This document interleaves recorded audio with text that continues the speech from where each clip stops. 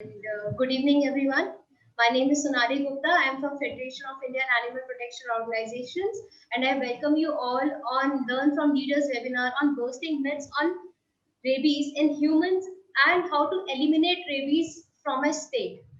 FIAPO is a collective voice of animal rights in India. It is the catalyst that protects the interests of animals on local and national levels through research, education, mobilization, counseling, training, and direct action.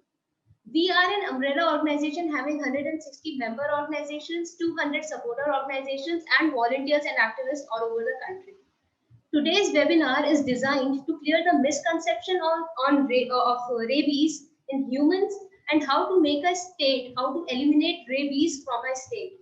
Now, let me introduce all of you to our first speaker, Dr. Gauri Gale, Scientific and Technical Manager, Mission Rabies in India, an organization that was launched in 2013 in India, initially founded by Worldwide Veterinary Service, United Kingdom.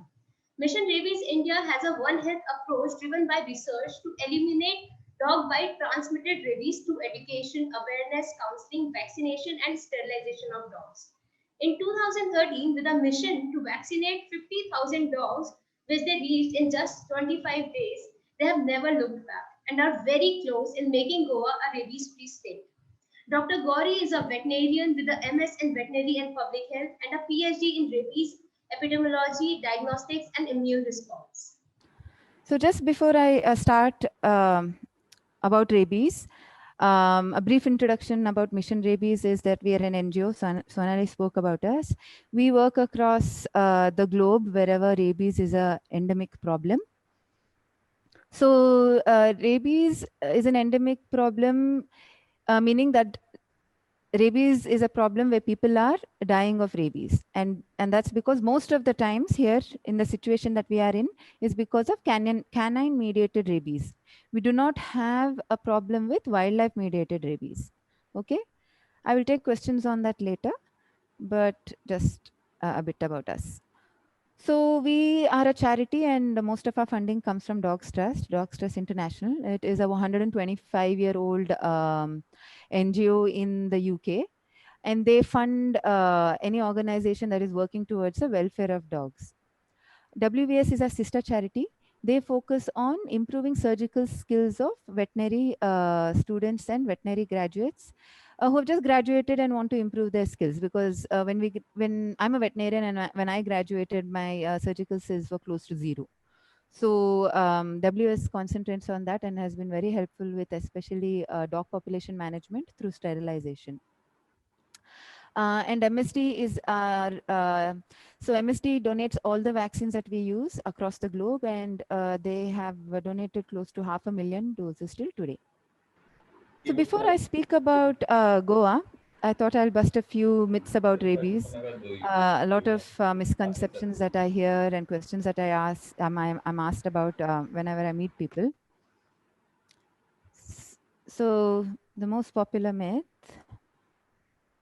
is rabies vaccine is expensive.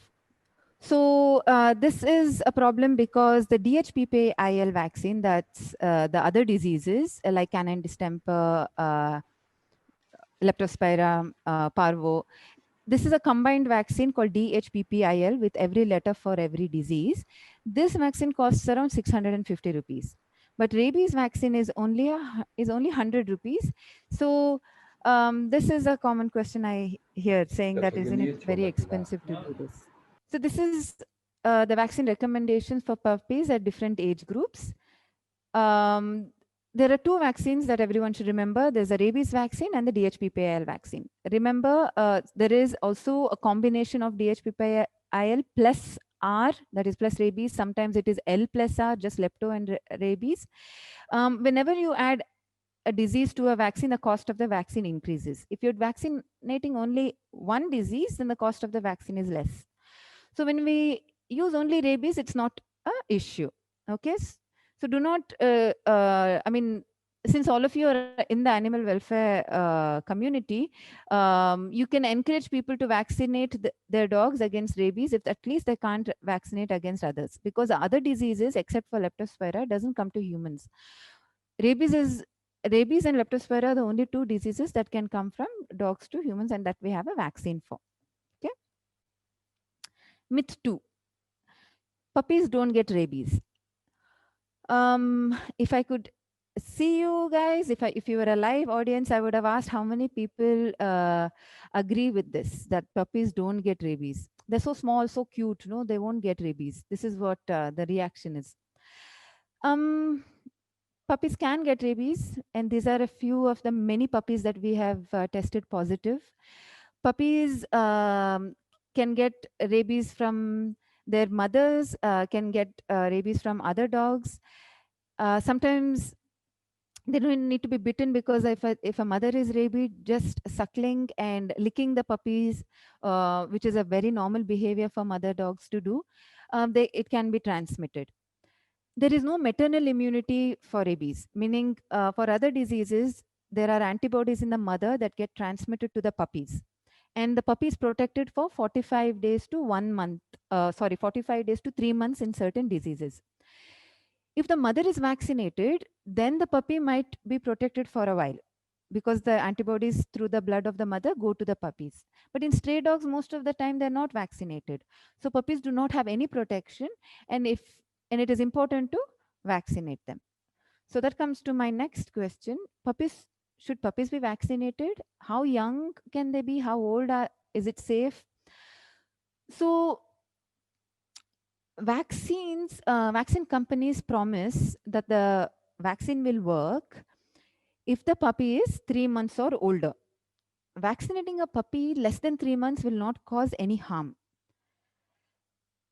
but it might not work. That's the only problem. So if you are dealing with puppies like us, where we do mass dog vaccination and we are going on the streets and vaccinating, if we come across a puppy, we will vaccinate it, because at least that puppy gets that one chance before it is exposed to a rabid animal.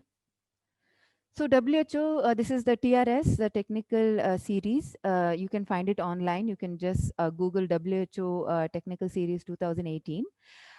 Page number 82 will describe why it is important to vaccinate puppies even if they are a day old, and not to wait until they're 3 months of age. Now, if it's an own dog, it's different. It's in the house and it can be protected. I'm speaking about free roaming dogs, stray dogs. Okay. And we vaccinate around 20,000 puppies a year. We vaccinate around 1 lakh dogs a year. Out of that, 20,000 are puppies. Next myth. Only dog bites can cause rabies. Now remember, rabies is a disease of all mammals. Any mammal can get it. The next most popular animal to get rabies and transmit it to humans are cats. Primarily, it comes through dogs, can come through cats, and all other animals can also get rabies. We've had a jackal, we've had lots of cows. My colleagues have encountered horses, bulls, pig ones.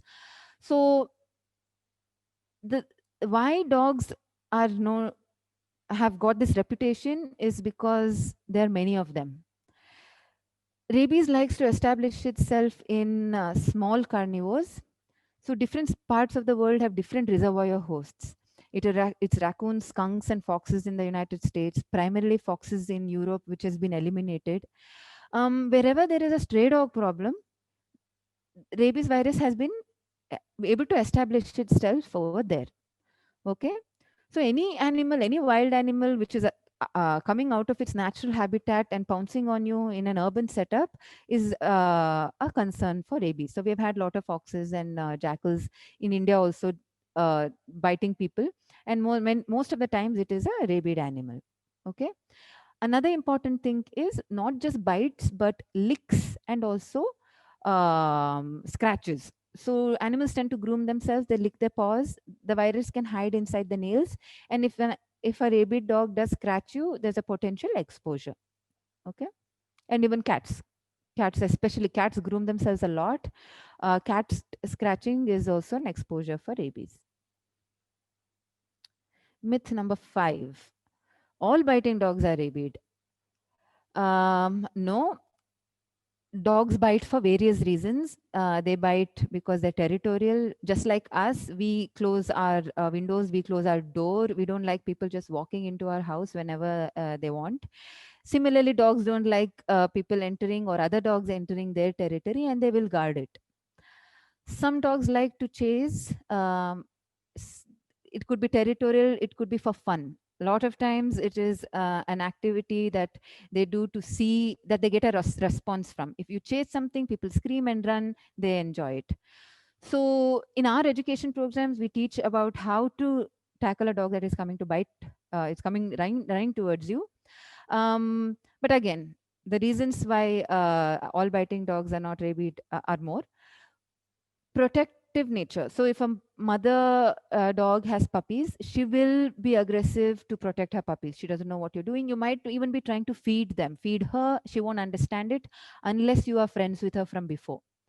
So if you do find a dog and you want to a dog with puppies and you want to feed it, approach her cautiously. Learn about body languages of dogs. She'll look, there are calming signals that dogs generally try to show. They lick their lips like this, or their ears go back.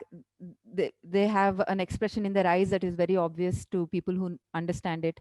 So there are a lot of online material to learn about dogs behavior signals. So it's called calming signals. Please have a look and learn about that. Some dogs also make it a habit of biting. It could be because of their past experiences, people throwing stones, hitting them with a stick, or generally shooing them away from their place. If there are house dogs, again, chained up all the time, no walking, no care, no proper attention, food. So these also frustrate the dog. And a dog has the primary way a dog communicates is through his mouth.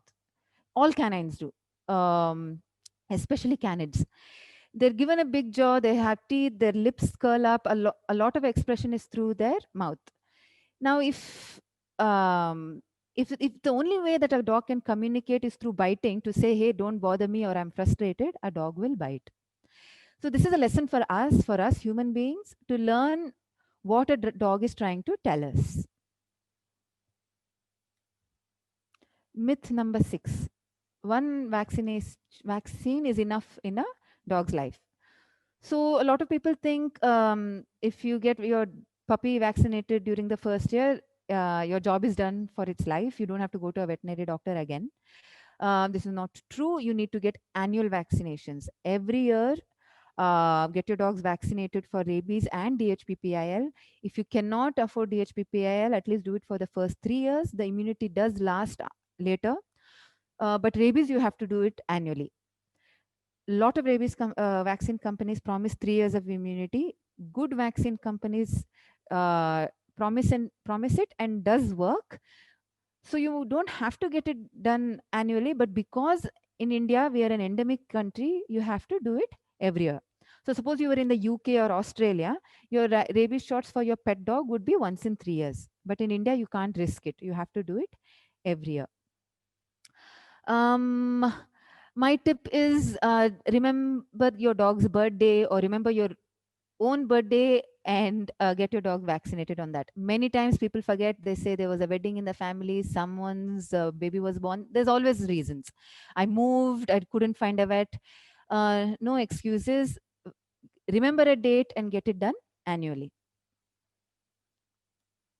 Okay, myth number 7: rabies is curable. Unfortunately, no. Rabies has no treatment. We can get the vaccine for a dog or for a human being before the clinical signs start, and also, more importantly, before the virus lodges itself in your nervous system. So you have to get your vaccine ASAP. There is no room for delay. There is some data to show. Okay, let me just stress more up on the fact that it is not curable. This chart here shows that different diseases reduce the chances of death after treatment. Meaning, suppose you've had malaria or cholera, or say anthrax, or suppose you've got anthrax. If you take antibiotics, the chances of death is very less. Here it says around 40%, not even 40%. Most diseases, after treatment, the chance of death is very low. Okay, like malaria, it's very low. But in rabies, there is no turning back. It's a one-way ticket. If you get rabies, you're gone.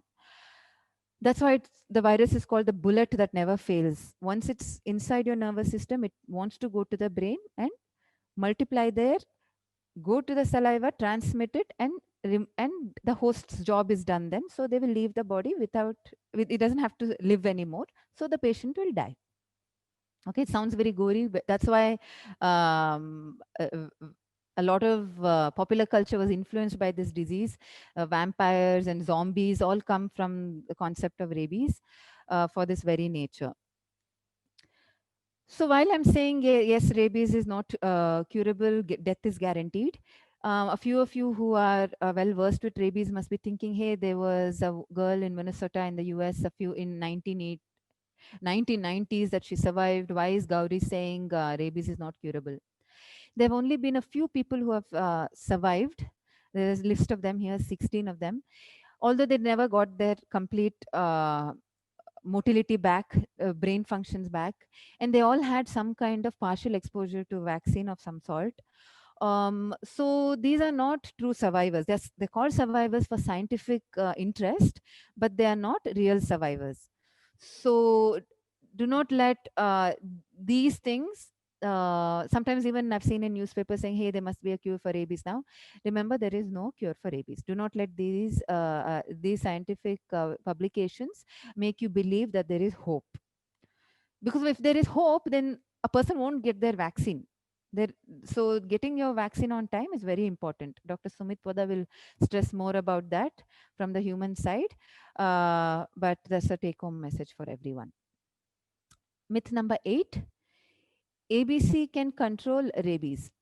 So animal birth control surgeries are for dog population management. You are doing these surgeries to curtail the population. Now, rabies indirectly will, if you ever control the dog population through surgery. But if you want to control rabies, all you have to do is vaccinate all the dogs possible. Own dogs, free roaming dogs, vaccinate as much as possible. It costs less to do surgery for one dog, costs around 1,200 to 1,500 rupees. While to vaccinate a dog, it costs around 200 rupees only. That's a 1,000 rupees difference. So if you want to remove rabies, all you have to do is vaccinate. And you can vaccinate a lot faster also. To do surgeries, one veterinarian can do around 15 surgeries a day, but one team can vaccinate 100 dogs a day. And you'll see later what we have done on that matter. Myth number 9: there is a blood test for rabies. So a lot of people after getting bitten by a dog will say, can I get a test done so that then I can stop worrying? Or they say, should I take a vaccine for sure because maybe I can get a blood test? There is no blood test for the infection. Only brain tissue will tell you if you're infected or not. And it will be too late because the clinical signs are already set in, and you're already on your way out. But there is a antibody test through blood you can do. Here you measure the amount of antibodies in the blood that is produced by the vaccine you have taken. So that can be measured, meaning the effectivity, the efficiency of the vaccine or the seroconversion through a vaccine can be measured through a test called RFFIT, rabies fluorescent focus inhibition test. But there is no test for rabies infection by blood test. Okay. Myth number 10: dogs can't be caught by hand for vaccination. So for that matter, even for sterilization, we have this has been established because dogs generally are scared of us. They will run away because we have treated them pretty badly over the years. There is very less acceptance of them by us humans. We don't share our space with them. That we don't want them on our streets. We don't want them anywhere. While we continuously occupy every part of the world without thinking about any other animal. But if people, if localities try to be a little more friendlier with dogs, more dogs can be caught by hand. We might not need nets soon. And here are some pictures of us vaccinating dogs by hand. Some dogs are extremely friendly. We vaccinate close to 50% of the dogs by hand. The team with the nets go in only after the hand catching team cannot. The first the hand catching team goes, we vaccinate, and then the net catching team comes in and catches those dogs that are not vaccinated by hand. So, like you can see here, there's a green mark on the forehead.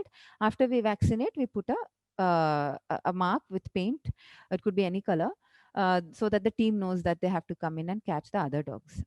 Okay. Quite a few hand catching photos. I won't show too many. This one is so friendly. He's sitting on the vehicle. So coming to the project, can you eliminate rabies? So what we have done, we have three prongs, a three-pronged approach. There's a mass dog vaccination team, there's an education team, and a surveillance team. The mass dog vaccination team is the primary foundation of the project. We have around 60 to 80 staff members in the field vaccinating. The education team is smaller. We have 5 people going to schools and educating. And the surveillance team is also small compared to the vaccination team. We have around 10 people. So remember, all the three teams are very important. We cannot do without any of them. I say that the vaccination team is the foundation, but without the awareness and education team and surveillance team, the vaccination team will struggle. Okay, you'll see soon why. So the vaccination team vaccinates close to 1 lakh dogs a year in Goa. Goa is very small. It's only 2 districts with around 18 lakh people. And mind it, we have around 1 crore tourists coming in. More tourists, more food, more garbage, more dogs. So we have a high dog density compared to other cities. We have an estimate of 1,40,000 dogs in Goa. We target 70% of the population to create herd immunity. Now, if you see the box on the left, I have said free roaming dogs 36%, roaming owned dogs 40%, and confined owned dogs 24%. So, out of the 1 lakh dogs we vaccinate, 24% are confined, meaning they have a house, they have a responsible owner, they get timely food, the owner takes a responsibility for treatment and care. So these dogs are safe. They're not a worry. They also should be sterilized so they don't contribute to unwanted dogs on the road. The free roaming are the dogs that feed for themselves. They don't need support from people. There's enough garbage outside, so they feed on it and they multiply. Now, the roaming owned, which is 40%, this is the population which creates the problem. These dogs are on the road, but they have an owner, meaning the owner feeds the dog, but they don't want it inside their compound. They want the dog to be free all the time. They won't vaccinate it, they won't sterilize it, and if it gets sick, they won't help it. But it is their dog when it is protecting the house, when they want to be friendly. Most human beings feel the need to be in connection with animals. It is with nature. It is very natural. We have somehow moved away from it. So those people who do retain this will end up wanting interaction with people and feed the dogs. Also, when we go to vaccinated, these dog owners, semi-owners, I call them, are very protective of their dog and don't want us to touch it. They're scared, they care for it. But if this dog bites someone, chases someone, makes someone fall off a two-wheeler, then it doesn't belong to them. So, it's partial ownership. It's only of convenience. Now, this population is well fed, is free to roam, free to mate, free to make babies. So all the animal welfare people out there, responsible ownership is something that we have to drive into people. If a person wants to dog, they have to sterilize it. Now, making sterilization available is from our side, from the government side, but perception of dog ownership has to change. Now, net catching and hand catching. 53% of the dogs of the 1 lakh are caught by net and 47% are caught by hand. So the cost of vaccinating reduces a lot. if we do hand catching, because you don't need a member of 5 people, one truck and one driver and another person carrying the vaccine, because other guys are carrying the net. So you need at least 7 people to go out there and vaccinate. While the hand catching team is only 2-person army, um, the vaccine is on their two-wheeler. They go into the street. They say the dogs come towards them. There's in fact a study that says that dogs like to be cuddled more than the need for food. So we've also experienced that. We have our staff taking biscuits with them, dog food with them. They offer it to the dogs. They're not that interested. They get enough food. They're not hungry. But when you cuddle them, give them a nice stroke behind the ears, they're all so happy, and you can quickly vaccinate them. It is astonishing that actually that it is possible 50% of the dogs are done like this. Okay. This is how our day looks. We vaccinate from 6 in the morning till 11:30, 12 in the afternoon. We take a break between 12 to 3 and we start again from 3 p.m. to 6 p.m. The afternoon break is it's because it's very hot, it's very difficult for staff to work for one. The second is the dogs are hiding there under cars, under storage, like here in this photo here. So it becomes a little more difficult to work. So we take that afternoon break. So we use a mobile technology where we have an app. Every time we vaccinate a dog, we put in the details of the dog, and the GPS location is recorded through the app. So after the day, the project manager can see the number of dots. If you see this image, these red dots are vaccinated dogs. So she sends out a team by dividing the map into regions. Here she's colored it pink and purple. So say she's sending out we have 8 teams. I'm just, for example, she's sending out 2 teams. She'll say pink team and purple team, you have to finish this area for today. Now, after they're finished vaccinating, a post-vaccination surveyor, he goes in a two-wheeler and he counts the number of dogs that he sees paint and dogs that do not have paint. If he sees that less than 70% of the dogs had paint in that area, the project manager will send the teams again to vaccinate. So this is repeated 2 to 3 times until the vaccination coverage reaches 70%. So the end of the year, this is how it looks. The image on the left is dots of vaccinated dogs. You can see that most of the dots are on the left side, meaning towards the coast. The coast is where we have tourists, we have food, and more dogs. Towards the right is the Western Ghats and villages. We don't have that many dogs in there. The map on the right is our post-vaccination survey coverage. In some regions, it's difficult to catch dogs, so the coverage is low. In some regions, it's easier. We have experienced that rural areas, it's very difficult to catch dogs. There's more place to run, and they're less associated with feeding and care. So, so you see on the right side, that means the Western Ghats side, that the coverage is very low. In some regions, we haven't done the survey, but generally this is the issue. So this is a map for 2017, 18 and 19. You see that we have covered the state entirely. And because of this, okay, before I go there, after 3 years of vaccinating, we were curious to know if the dogs were showing seroconversion and how many of the dogs were showing seroconversion. So the surveillance team went out and caught dogs randomly and took their blood and did an ELISA for the antibodies. This is that blood test I spoke about before. So 61% of the free roaming dogs had protective titer, and 88% of the owned dogs had protective titer. This is excellent. I know that you're thinking 70%, you said 70% coverage. Why are you so happy with 61%? The truth is we vaccinate 70% to maintain actually a 40% coverage, because with just 40 to 50% coverage, you can control rabies. But if you do only that much and go away and come back the next year, by that time, there will be a dilution of coverage, meaning there'll be vaccinated dogs that die and there will be puppies that are born without antibody in them.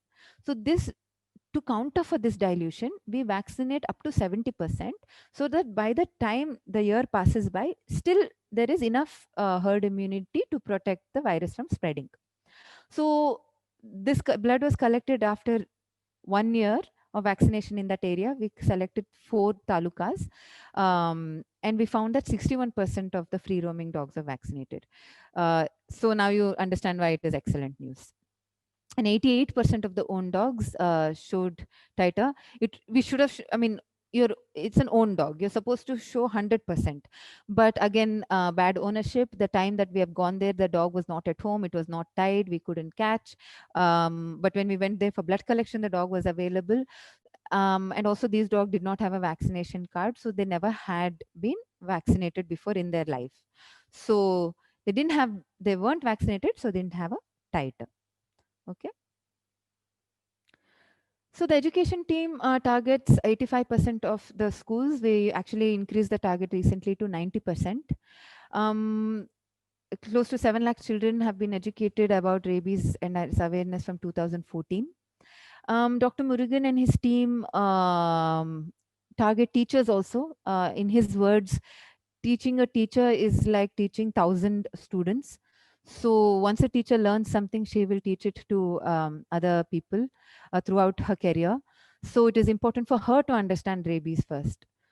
And it has been tremendous because we have had a lot of children calling us on the hotline and reporting dogs and reporting bites. When they're bitten, generally children are scared to tell their parents that they're bitten because they'll get scoldings. That's what we generally do.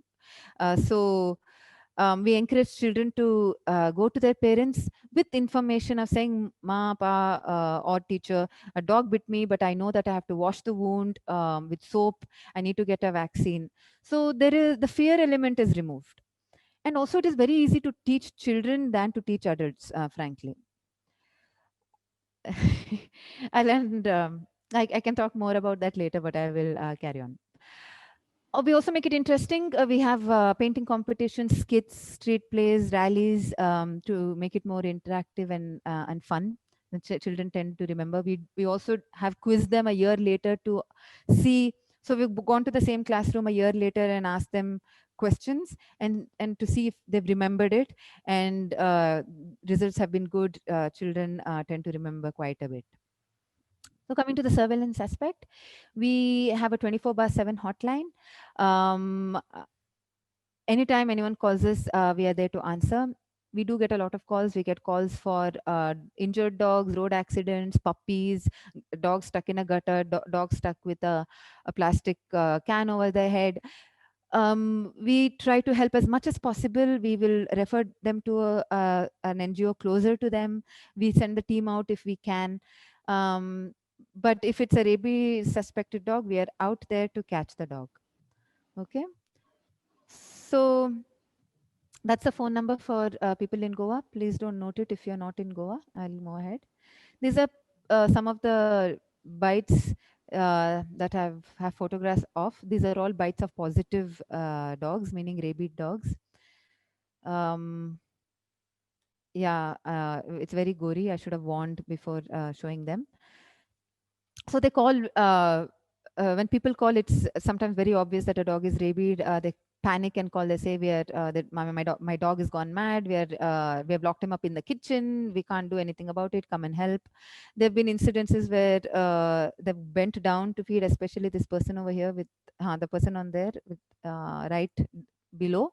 He bent down to feed his dog, and the dog latched onto his back. He's like, "My friendly dog suddenly turned aggressive towards me. Can you come and help?"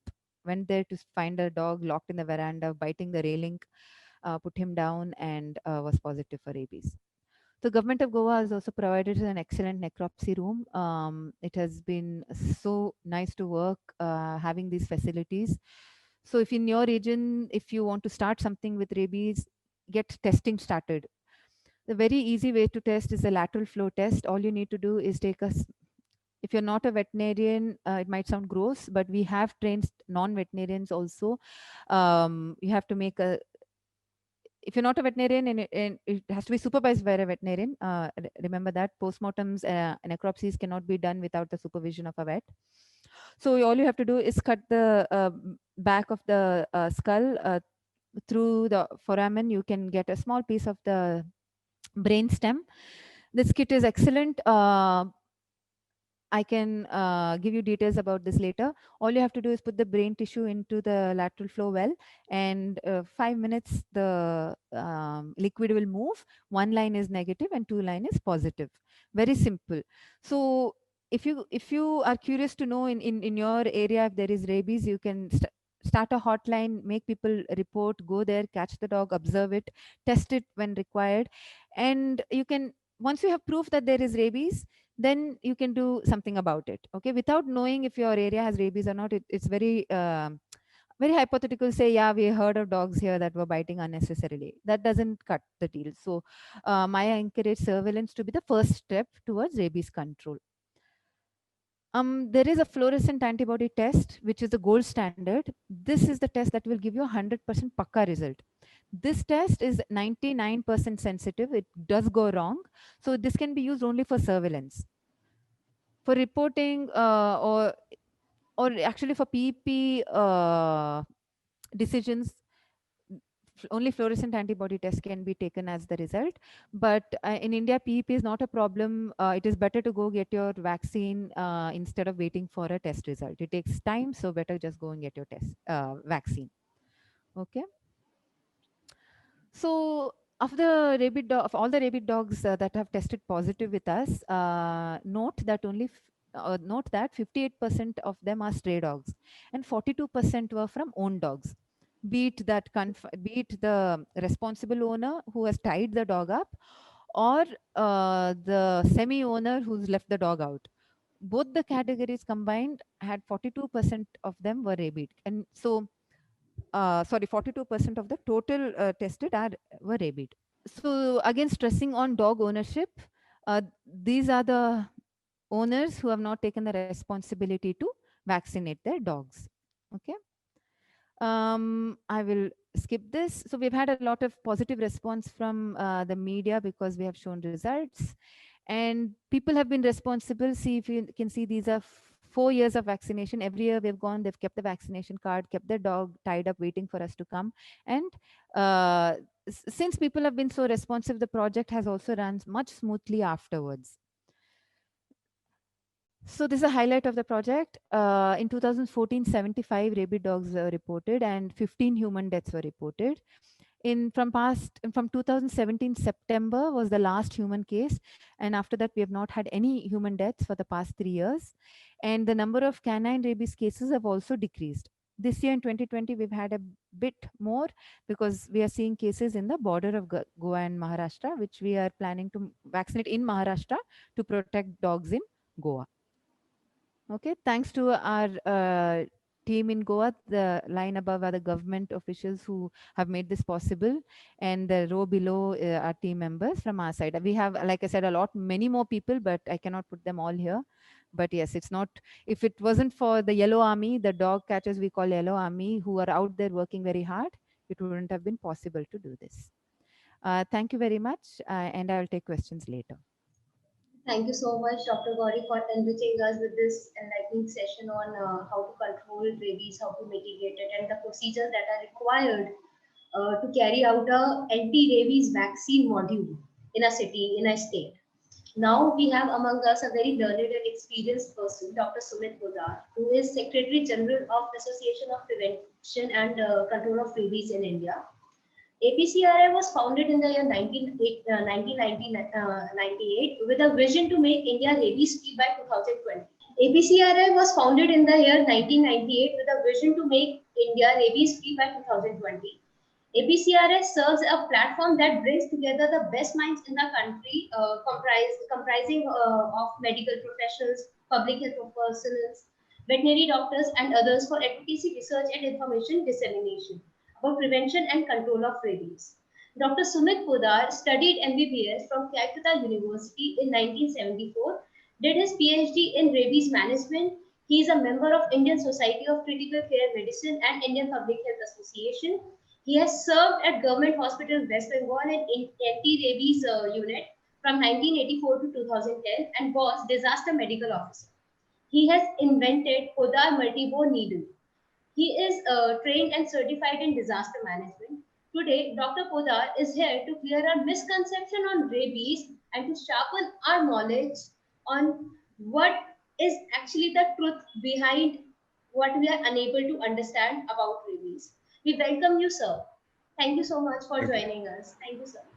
Thank you. Good evening to Ms. Sonali and also the entire team of the Mission Rabies, particularly the Goa team has done a miraculous job. The last 3 years they have no rabies day, so really it is a proud privilege of each of us that at least in India we make this, particularly in Goa for the first time. Thank you very much for also my uh, congratulations to Dr. Gauri. She has very nicely has elaborated the entire program. Now we know that rabies is a 100% fatal disease, and so but it is at as well as it is a 100% vaccine preventable disease. There are many myths in this aspect, and let me first of all show a video. What is the actual picture of a rabies patient? I'm starting the video.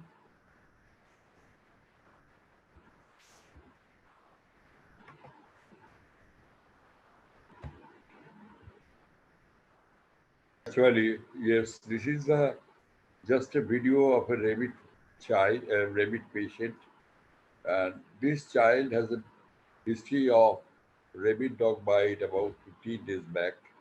He has not taken any vaccine, neither any treatment was. He has not received any treatment, and finally this child died. So this is the basic. Let us have a look. It is an ancient disease with 100% fatal outcome.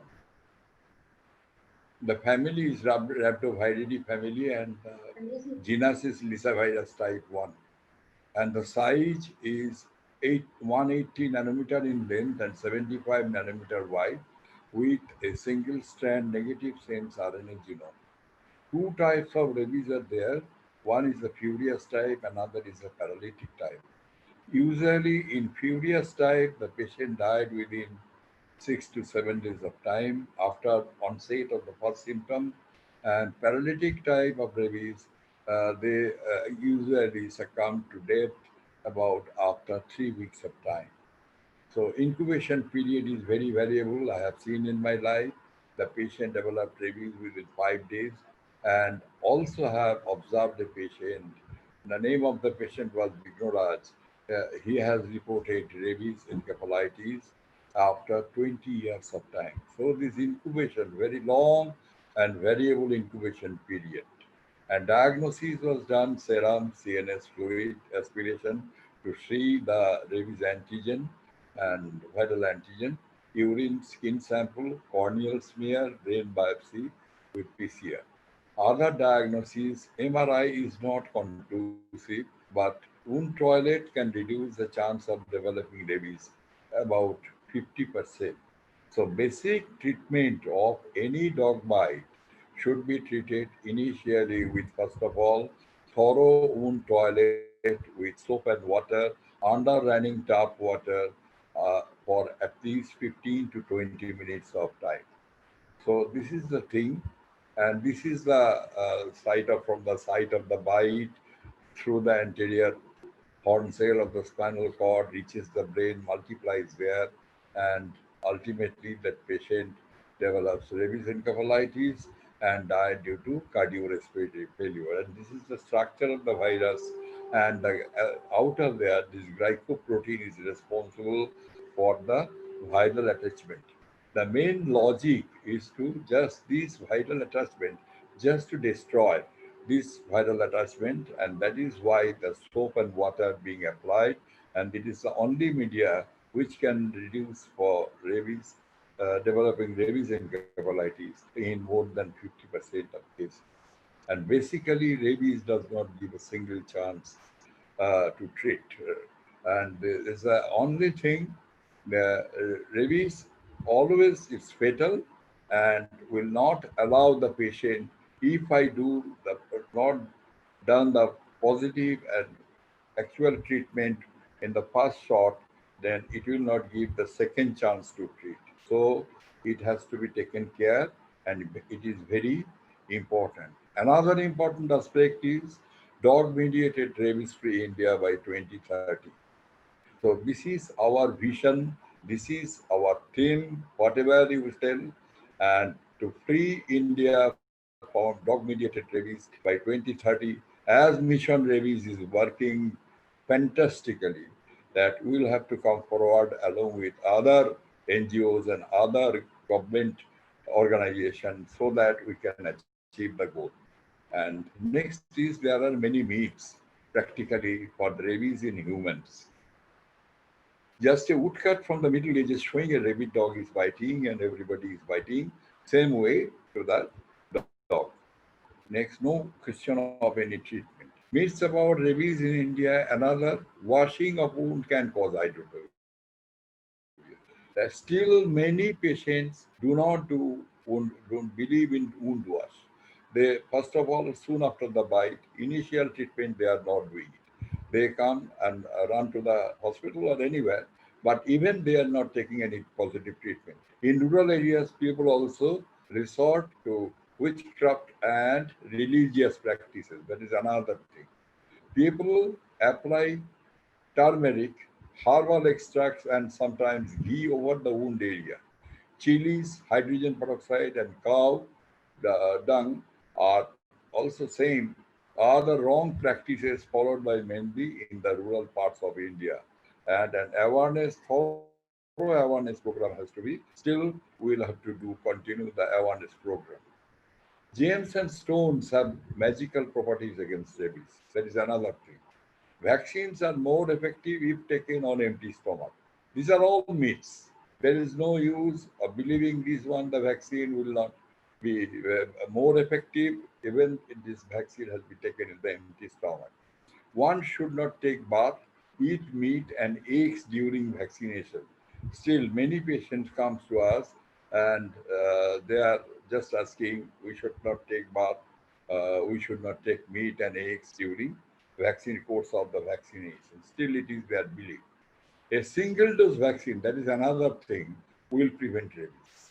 The patient party or patient just report to us what they says.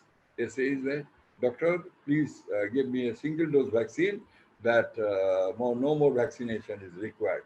So this is also a strong belief of certain part, and particularly the Quark is also doing these things.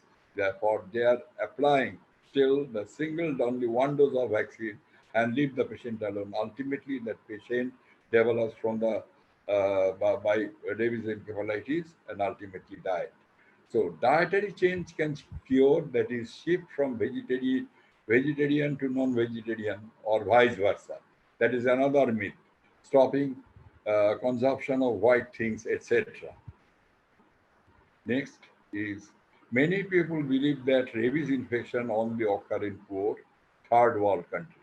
Now it is a strong belief that it is a fact that still India is the most affected uh, country in rabies, and there is still now maximum number of deaths throughout the India and Africa. These are the two places where there are maximum number of rabies deaths. So truth is that rabies or rabies-like viruses are present in nearly every continent and infect all sections of the community. Rabies is not something that you need to worry about. Rabies still exists in India. If the humans come in contact with other potential carriers or the reservoirs, foxes, raccoons, skunks, and bats are still common carriers of rabies and should not be interacted with in the wild. One thing, the bat rabies is not found in India, but it is very common in USA. So, so bat rabies still is not found in India. So rabies can only be transmitted by bites. It is not that while bites are the most common vehicle of transmission, the virus itself is passed through the infected animal's saliva. This means that rabies may also be transmitted through the open wounds, scratches, abrasions, and thorough mucous membrane of the mouth or any exposed mucous membrane. If there is a contact, then there will be a chance for developing rabies if the properly not treated. Also, if an individual comes into contact with the brain tissue of an infected animal, contraction is a possibility. Although rabies is not contracted by simply petting an infected animal, it is the best to play it safe and avoid all physical contact with such animals. Indoor animals do not need to be vaccinated. Just like any other pet, indoor cats, dogs, and parrots should all be vaccinated.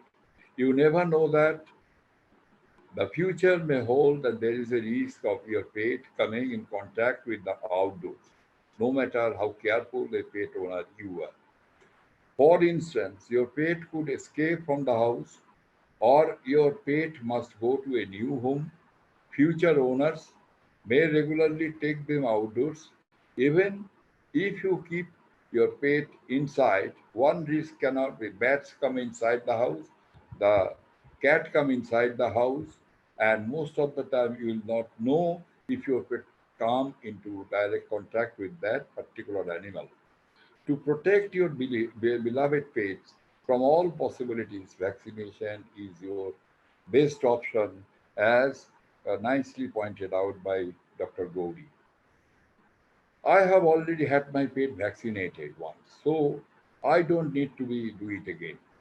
That is another thing. Rabies vaccine will protect your dog or cat from usually 1 year after the vaccination, depending on vaccine history of your pet and the type of the rabies vaccine is given. Getting a booster shot should be incorporated in your pet's annual wellness visit to the veterinarian in order to ensure that they are protected at all times. So it is also important. And if you are bitten by a rabid animal, there is nothing that you can do to protect yourself. Any bite from a rabid animal should be treated with medical urgency, meaning that decision should not be delayed. Immediately wash the wound with soap and water, warm water or ordinary water, but a soap should be there, and for about 15 minutes of time minimum. Afterwards, seek medical attention. Just there is a series of vaccine you can receive called post-exposure prophylaxis, which can reduce your risk of contracting the virus and lessen the effects of any symptoms. So it is very important. Another important thing is very commonly that we will have to give the answer, particularly many patients, my pet dog is vaccinated. Why should I give the vaccine? Number one. Basically, number one thing that we'll have to take care because we do not do the pet's antibody titer for what is the protective level of that particular vaccine, whether that vaccine was kept in a proper maintaining the cold chain and all these things. So how much protection is that pet is having? So it is usually always advisable by the WHO that the same protocol has to be maintained. Suppose in case of pet dog bite, in case of pet vaccinated pet dog bite, in case of our stray dog bite, in case of unknown stray dog bite, in case of absolutely rabid dog bite, the treatment protocol is the same one. So it has to be taken care that all the treatment protocol, whether it's a dog bite, just treatment protocol is the same. Whether it is paid, whether it is vaccinated, no matter. Whether it is stray, whether it is rabid, basic treatment depends on some categorization. First of all, I must tell one is the scope for pre-exposure treatment availability. That is important because we are dealing with dogs. We love them. So it is very important to take the pre-exposure prophylaxis. There are many advantages. The objective is to minimize the subject prior to any animal bite with the aim to reduce the dose of number of vaccines in the post-exposure period, as well as the non-requirement of administration of rabies immunoglobulin. Suppose if I take 3 doses of pre-exposure vaccination, day 0, 7, and 21 or 28, in case of post-exposure period, I will need only 2 doses of vaccination. One is on day 0, one is on day 3. That is important. And rabies immunoglobulin will not be required. So for elimination, for control of rabies in our India, this definitely will play an important aspect, important role for a proceeding towards our free from the dog rabies by 2030. So pre-exposure treatment, particularly it is helpful to school-going children. They love dogs. They usually come in contact with them, and the dogs are also very lovable towards the children. They also bite them. So it is first of all they should take the vaccination pre-exposure treatment. The persons who are dealing with the dog bite cases and also the veterinarians, they must take the pre-exposure treatment. The persons who are working in the rabies laboratory, they must take the proper pre-exposure treatment. Also, the persons working in the forest, also the postman and all these subjects, they require to have their pre-exposure treatment. That will help them a lot. Next is important.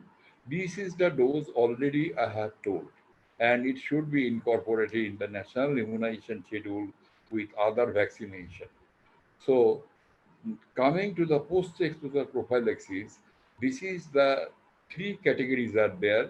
Touching or feeding of animal leaks on the intact skin, that is no breaking of skin, and that is comes under category 1, and none treatment is required except the reliable history can be available or obtained, and only only just washing the place, particular area is sufficient one. But if a rabid dog, proven rabid dog, already you come in category 1 cases also, it is always advisable to take the vaccine as well as. Second comes category 2, that is any nibbling of uncovered skin, minor scratches or abrasions without any bleeding, that requires the treatment. At least they must take the vaccine, and there is no question of taking the rabies immunoglobulin. And observation period of 10 days is still it is a myth. It is not required. First of all, it is required, but definitely 10 days observation period proves that if the dog is rabid, then it will die within 10 days time. Now, initially, you will have to start, not waiting for the observation period, you will have to start the vaccination. So in case of category 2, take the vaccine 0, 3, 7, then watch for 10 days if the dog is available. If not available, go for day 28 dose of vaccine.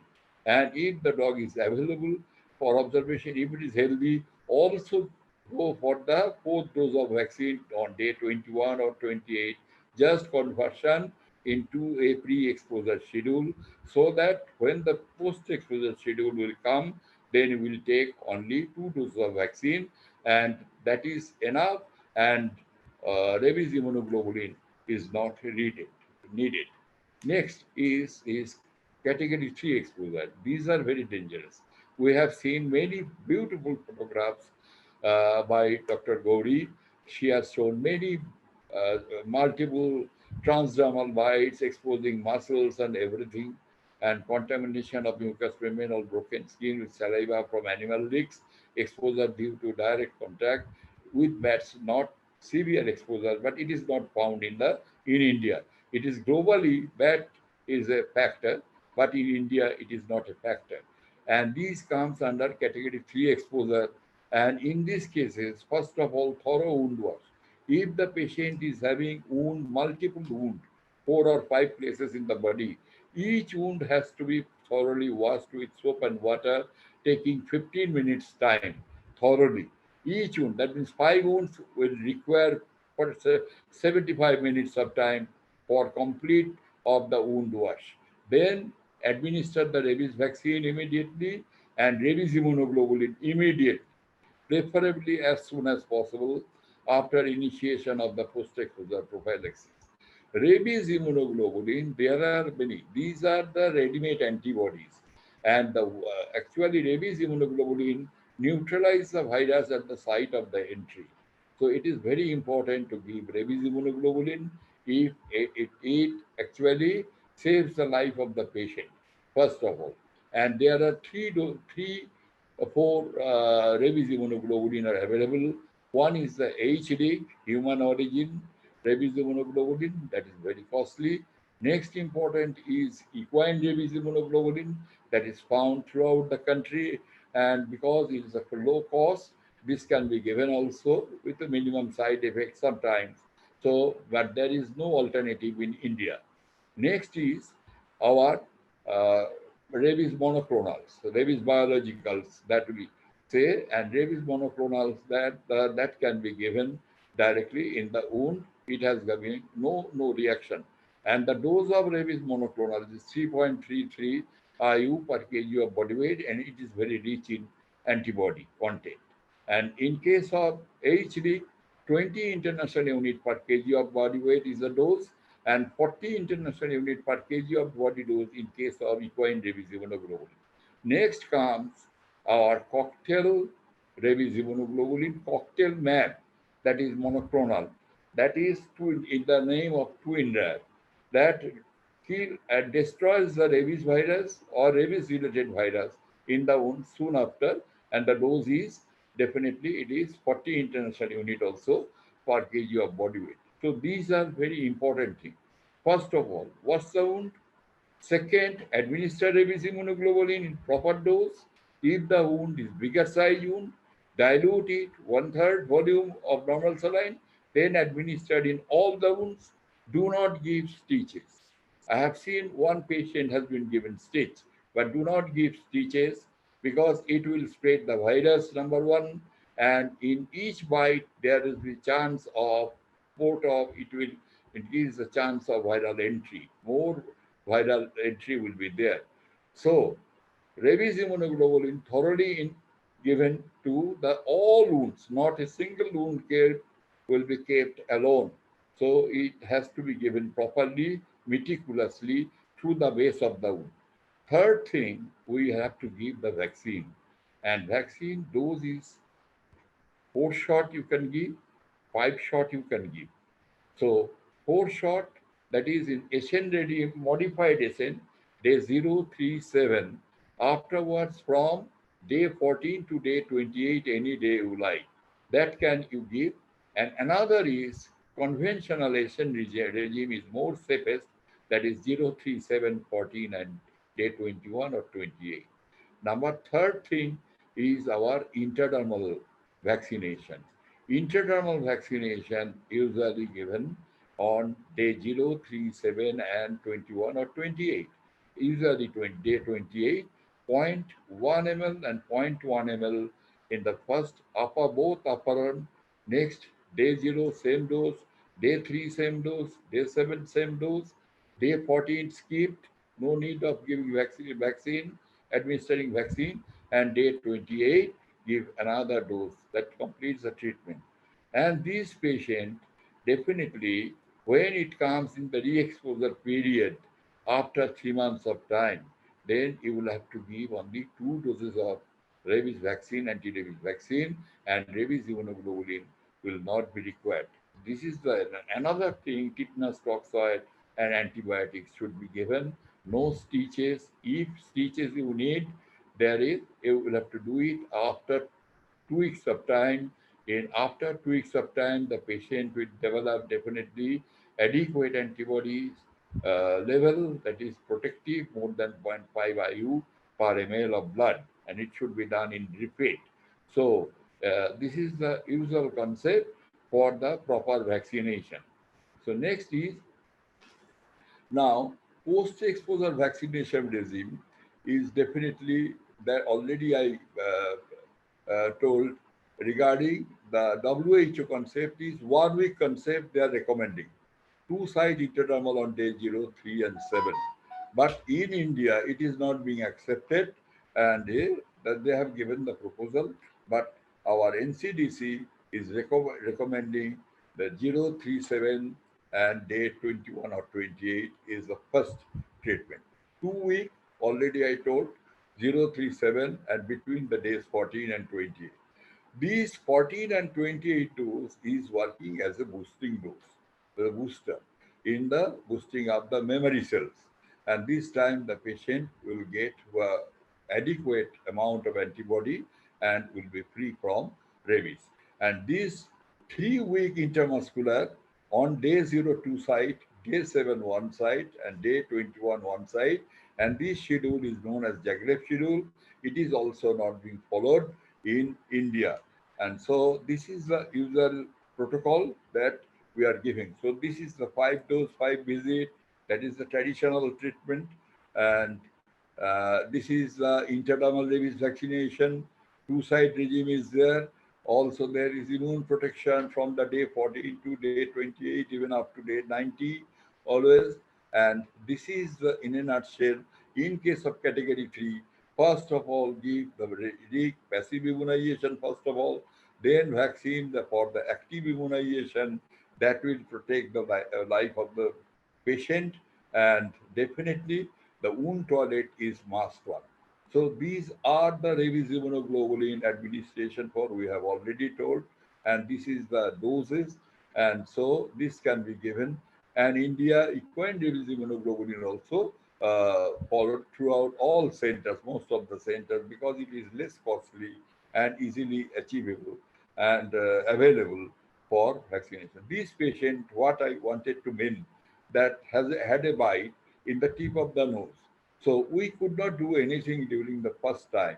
When he reported, we do the wound toilet properly, and after that we have given rabies immunoglobulin, and after that we have given then and then vaccination, and we waited for 3 weeks time, 2 to 3 weeks time, for it was a rabid dog bite, for development of the proper protective level of antibodies.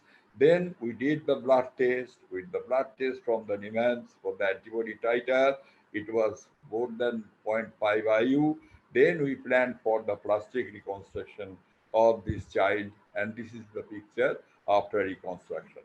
So this is another thing. What I wanted to mean, that is, in case of rabies equine rabies immunoglobulin, we have seen there are some allergic reaction.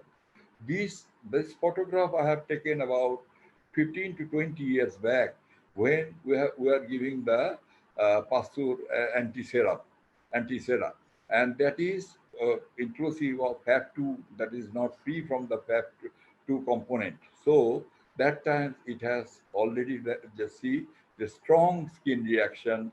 So in that case, the rabies immunoglobulin that could not be given.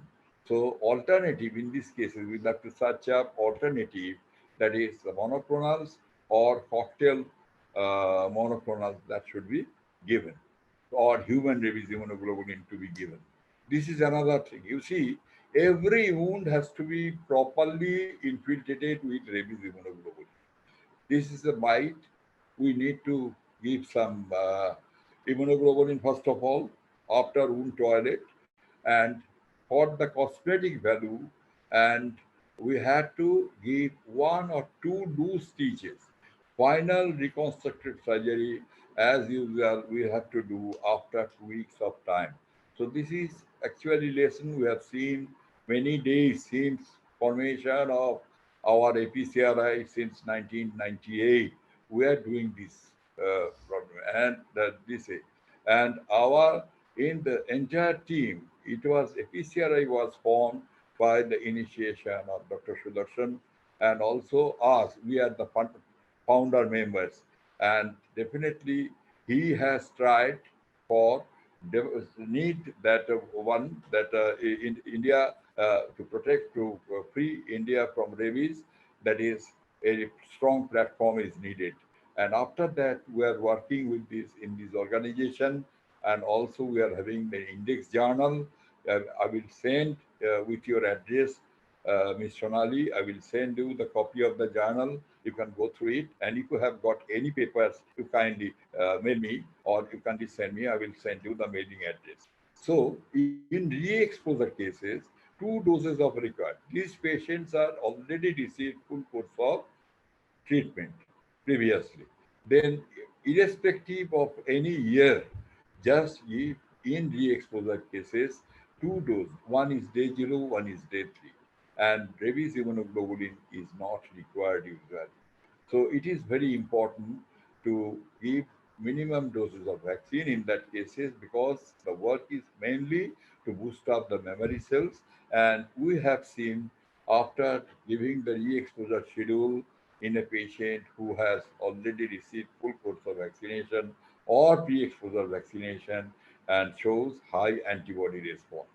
So there are, irrespective of this kind of treatment, causes of post-exposure prophylaxis failures are there.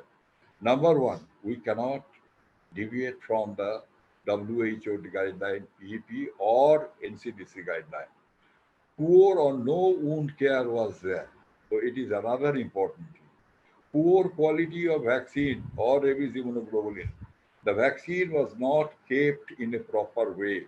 Rabies immunoglobulin is not kept in a, not maintaining the cold chain, and not properly given, not properly taken care regarding the vaccine and rabies immunoglobulin. That is the reason why we are advocating, or we are giving even vaccination. Patient receive not the patient, the dog, pet dog, vaccinated dog also can give a failure.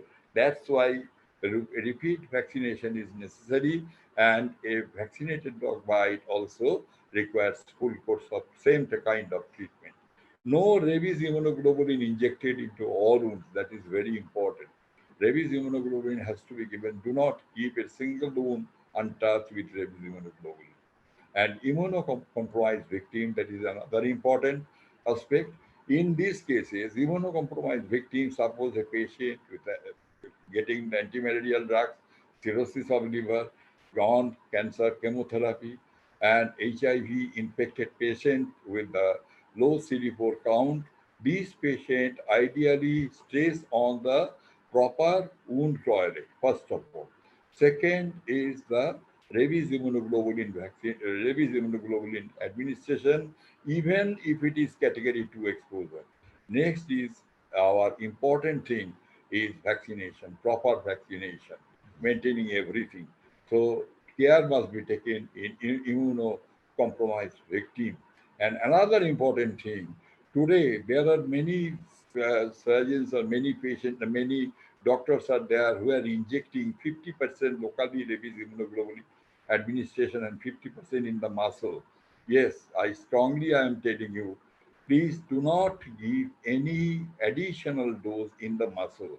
Whatever you will have to give, the rabies immunoglobulin just infiltrate in the wound. So it is very important. And large inoculum of virus, it is also very important aspect of the this kind of failures. So this is very important. So deviation cannot be done from the WHO PEP or NCDC PEP schedule. And human rabies survivors from 1970 to 2004, 14 cases already been reported. I am telling, basically, rabies does not give a second chance to treat. That means rabies is 100% fatal. If the patient comes in the hospital after development of rabies encephalitis, the patient will not survive. This is the fact. So, uh, we'll have to take care regarding the basic line of the treatment. Even then, we have seen that human rabies survivors, patient developed rabies encephalitis and ultimately survived with the treatment protocol in intensive care unit. Those patients has already received partial vaccination. And the burning example is Gina in the year of 2003 and 4. That Gina from USA was bitten by a rabid bat in USA, And afterwards, she developed rabies encephalitis, ultimately treated in the hospital, given the Milwaukee protocol, and ultimately Gina was survived. Like these, there are many instances there, but all the patients not being treated by the Milwaukee protocol because that fails in all other cases, but only thing regarding the human survivors, these patients being treated with high quality intensive care unit treatment and administration of proper antiviral drugs. So crystal ball is 2025. Two PEP schedules remain is there. Very short Asian schedule, 2 weeks treatment already came in the picture, and very short Red Cross ID proposing for the 1 week treatment, but India is not acceptable. It is an endemic country, and monoclonals already replace the rabies immunoglobulin for least side effect. It has got no side effect, but we'll have to go for long drawn studies also with the monoclonals. It has comes 2 3 years back. So we'll have to go with a long way to pass any significant comment. This is Nancy is another named Precious, become really very precious. Really, these patients suffer from rabies encephalitis and ultimately survive. So following things can be done. Already mentioned mass vaccination campaign. So to achieve the goal of a rabies-free country, this mass vaccination campaign is necessary. Quiz competitions already being done in Goa, marathons and sponsored runs for rabies, conferences, holding conferences, media interview, school visits, they are doing, and training events. It should be done in all the states like Goa, like other states also, it should be followed and reduce fee for the veterinary service. But I do not know how much it is possible. But one thing I do agree with Dr. Gauri that regarding the ABC program, there is actually we are intending to reduce the dog population. But what about the human population? It is multiplying, multiplying, and multiplying. In our state, West Bengal, it is already 10, near about 9.3 or 9.4 crores total persons are there.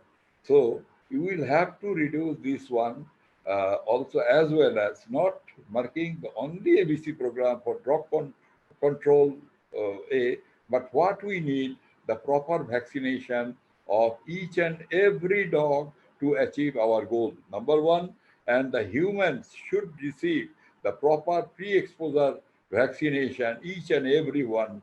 So it needs a lot of money. It needs a lot of political will. It needs a lot of wish that we want to do it. Then only then we'll be able to do it. Otherwise, we'll not be able to achieve the goal. Next, these are some publications on rabies from our, and one publication is there, Hemant Gohil and Michelle, failure of post-exposure treatment in rabies prophylaxis. So we have quoted near about 10 cases already that causes the failure in the treatment. And there is another new technical device that has been published. I have already, during my introduction, Sonali nicely has told, thank you, Sonali, that we have a needle. That needle has served multiple bore, and say so we'll have to give the vaccine. We have give the rabies immunoglobulin without much pricking in every aspect. Only one prick is necessary. That is enough, and that all infiltrate in all the wounds. And this is fetal outcome in pregnant woman with rabies infection, review of literature. Ultimately, 16 cases of rabies has been in a fetus or on a pregnant woman has been published. That means the patient died of rabies, but the child, they have been taken out from a cesarean section. They have not been contaminated with the rabies virus. So it does not what I will say, it does not cross the placental barrier. So this is very important aspect. So in pregnant women, we have reported, and one of the reporter was Dr. Snehomai Chaudhary, and I was also there. So these are the some Management of Severe Animal Bite Wound. It is also my publication with Dr. Jiten Singh. This is definitely in case of severe bite wound, what should be done? That we have done. So these are some activities from APCRI that in every state, some state, particularly Dr. Jala from Anand University, Gujarat, and also Dr. Islur, Dr. K.M. Sunil, Dr. Sheila Haveri, and from Odisha, there are Dr. Satpathy, and from Bangalore, there are many doctors are there, Dr. Ashwat Narayan, Dr. Sudarshan, Dr. Ravish. They are also working hard for elimination of this, control of the disease.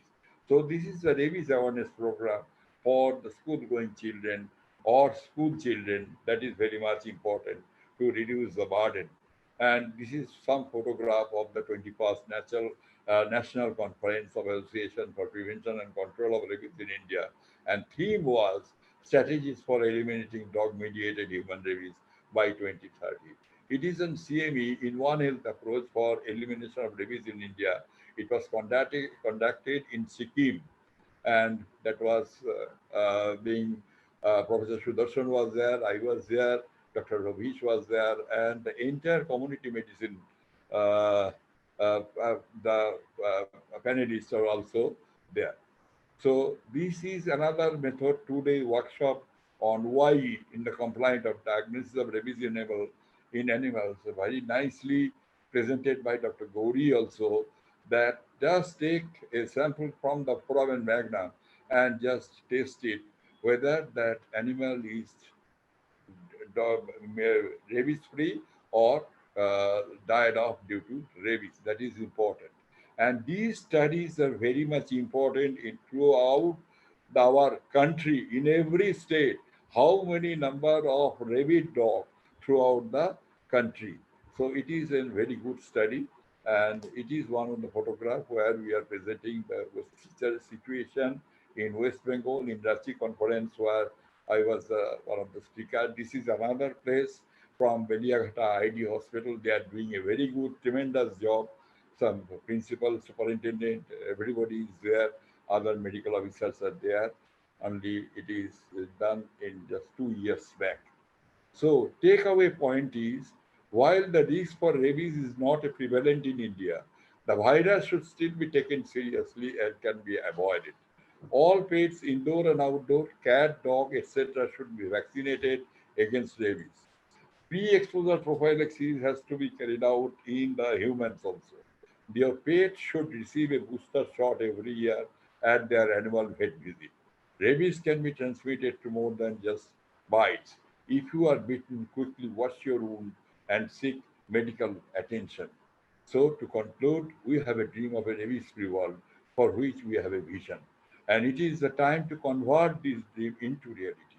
If successful, we could hope for a better and healthier tomorrow. So control of rabies means, number one, to work together in a coordinated way. The health department, the veterinary and animal husbandry department, the vaccine producing institutions, local civic bodies, IEC, and communication, environment and wildlife control, and community legislation, and the role of non-government organization as your organization, Mission Rabies, is doing a wonderful job for control of rabies in our country. So our motto is one life, one planet, one dream, and live in better. Let's work together for a dog-mediated rabies-free India by 2030. Thank you very much. Thank you. Thank you so much, sir. It was Thank you. an enlightening session. We learned a lot about pre and post vaccinations, post-exposure vaccinations. We learned that the rabies is not only spread by bites, and the motto that APCRI shares, that we want a rabies-free world. All of us who are participating in this webinar, we all share the same motto, and we are all working on the same lines to make this place a safe place for dogs, for humans, and to mitigate rabies for forever. So, sir, now we have our participants with us, and Dr. Gauri and Dr. Sumit Godar. Now, our participants would like to raise up some questions. So, they have asked in the chat box basically. So, one of the participant is asking, sir, do you have volunteers here in Assam or any northeastern states? In northeast east states, actually whatever work being done, that is by through the APCRA. There are other animal, the veterinarian concern are there throughout the country. Suppose in the West Bengal there is veterinary associations are there.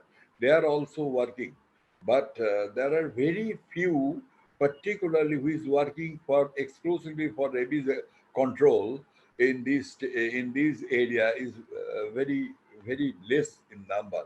So it is always advisable, and definitely we should go for formation of newer NGOs who can work together and with your consultation, because you are doing a tremendous job. So it is very much needed for complete control of rabies throughout the country.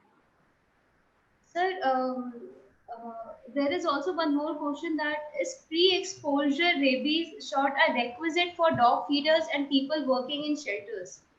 You and Dr. Gauri explained that how we all must get our shots because we all are dealing with dogs, and as in stray animals, basically we do not have any history of them. So to prevent from any sort of unwanted disease, we must get ourselves anti-rabies shot. But at the very same time, we all have this confusion that if we are taking pre-exposure shots, and after that pre-exposure shot, a dog bites us, and even if that dog is not a rabbit case, but do we still need to take post-exposure shots? Yes, I am telling you, do not please, for you are working towards for control of rabies in India. So the role of pre-exposure vaccination is a must. We are dealing with the dogs. We do not know which dog is rabid, which dog is not rabid.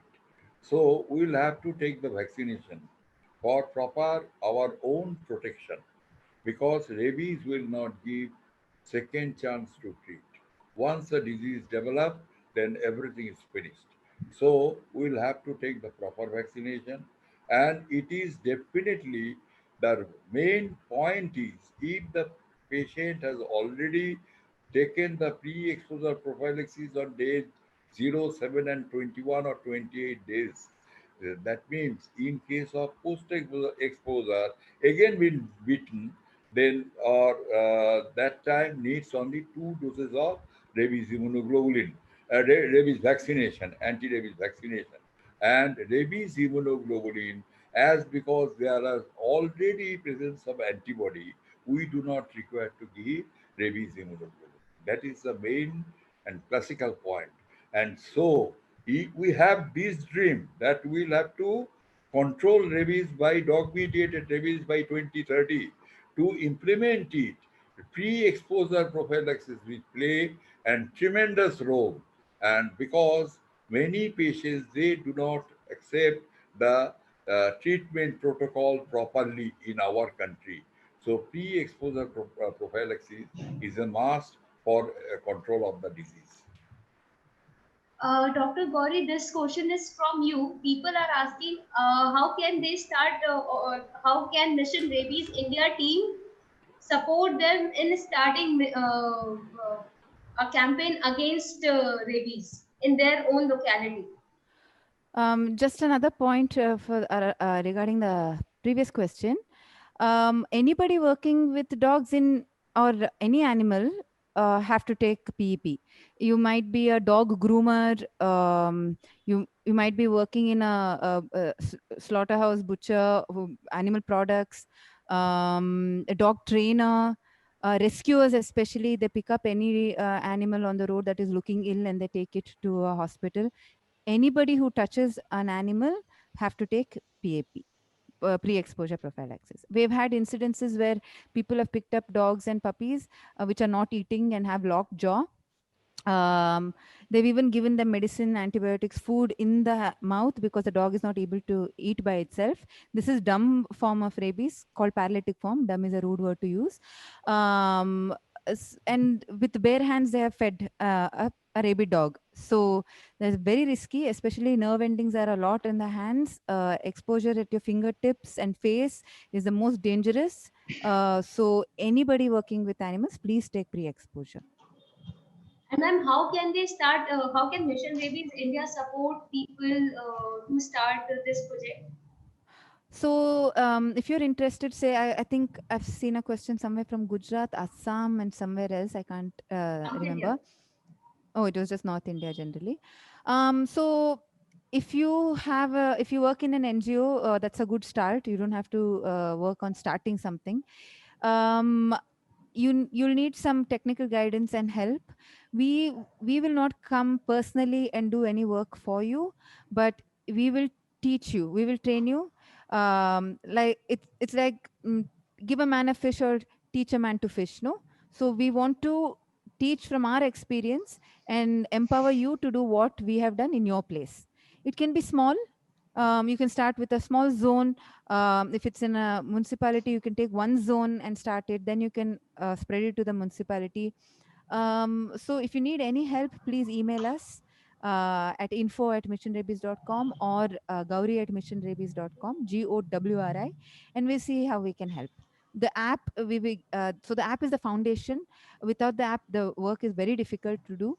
We give out the app for free to any NGO who are showing good interest in rabies control. So yeah, let us know and we are there to help. Sorry. I would like to ask the participants if they have any questions. Hello, hi. My question is for Gauri. I'm Ashish Thakkar and I'm the founder and chairperson at Helping Hands for Animals India. Mm-hmm. And we have been working like since 5 years now. Mm-hmm. And we do street vaccinations against rabies. Mm-hmm. And so far we have vaccinated thousands of dogs in the city. Mm-hmm. Which city, Okay. sir? It is Drangadra. I'm sorry. It is difficult to pronounce. It is Dharangdhara. Oh, okay.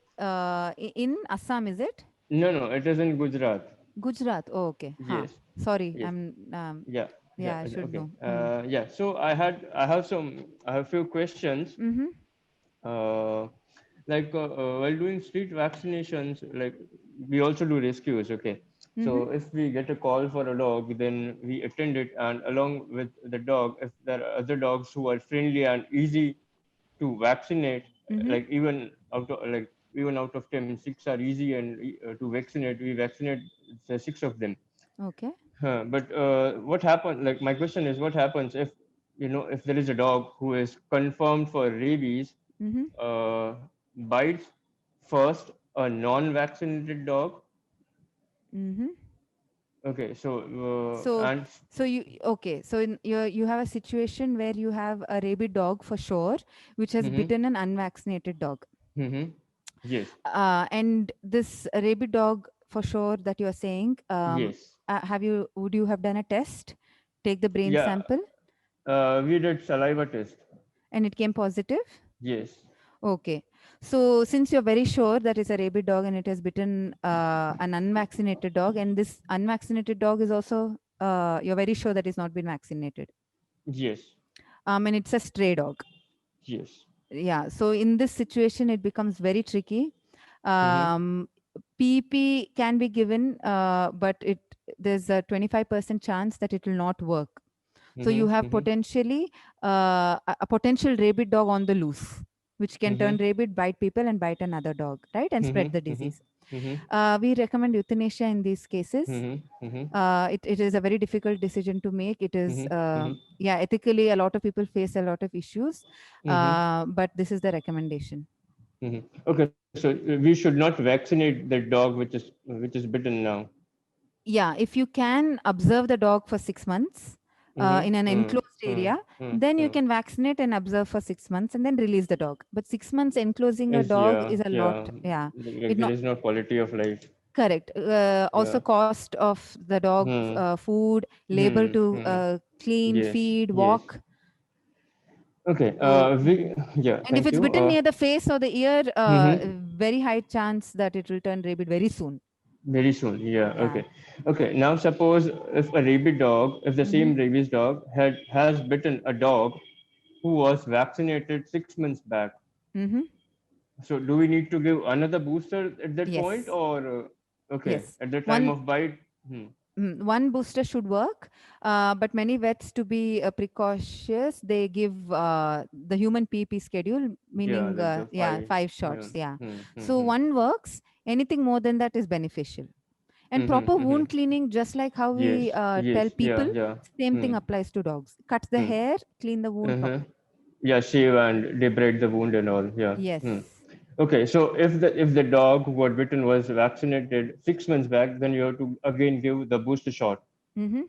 And Even if what the if? dog is vaccinated Mm-hmm, 2 years ago, most mm-hmm, vaccines work for 3 years. mm-hmm, So you do the same thing till then. So if you find a mm-hmm, dog that has not been vaccinated for 3 years and has been mm-hmm, exposed to a rabid dog, then mm-hmm. you might have to consider it as an unvaccinated dog. Okay, so what we generally do is we Mm-hmm. use Rakshareb, which you would be knowing, Mm-hmm. and we give one shot to each dog. Like when we go, we vaccinate with one shot, subcutaneous or intramuscular, depending upon the size of the dog, Mm-hmm. and we vaccinate once. Mm-hmm. Okay, so is it necessary to give the booster shot, like monthly booster shot, or one shot is fine? No, in a stray dog situation like what you're explaining, one shot afterwards is fine. Okay, If okay. someone can keep an eye on the dog, it will be very helpful. Okay, and like Ajay, my excuse another. me, I am interfering. Just excuse me, I am having another webinar. Naturally, I'll have to leave. Okay. Thank you very much to all participants, to Dr. Gauri, and also Sonali, of course, Madam Sonali. Thank you very much for beautifully conducting the session. And I'll have to go for another webinar. Okay. Thank you so much, sir. Thank you, sir. Thank you so much, Thank, sir. Thank you so thank much. Thank you, sir. Any See you problem, sometime. keep contact. Thank you. Sure. Can join in our APCRA conference. Okay. Hope we are Thank waiting. you. Well, you are sure. Yes. Thank you. I may be allowed to leave. Okay. Thank you so much. Thank you. Okay, my Yes. So Ashish another. was saying.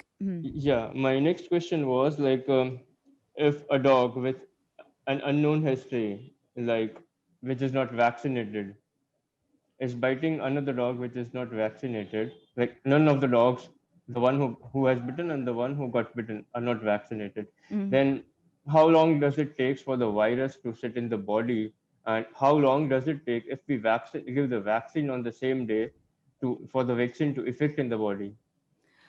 So it takes around 14 days for a vaccine to start working. In this situation that you're describing, there are two dogs that are fighting, and there is one dog that is biting others. So there's one problematic dog. I would say catch that dog and observe that dog for 10 to 14 days. You usually by 2 or 3 days you'll start seeing the dog deteriorating if it is rabid. If it's not, if it's not, it's just a biting dog, maybe try sterilizing it and then leaving it out. But and if you can catch the other dogs, you can vaccinate them. But the problematic dog has to be ruled out if it's rabid or not. It may be So because of behavior or beating or something. yeah. So we've had a lot of cases like this where we had to observe them. Sometimes we've had poisoning cases where dogs are salivating and they look like they're rabid. So in those doubtful cases, we've had to give treatment. So what helps is rabies is very confusing. There are around 30 clinical signs, but when you see one or two, and I've seen around 300 rabies cases, maybe more. And it's still very confusing to me till today, even today. So what we have done in our organization is to have two veterinarians to make a decision. to make a Mhm. decision of euthanasia, to make a decision of release, or treatment. Okay, so Okay.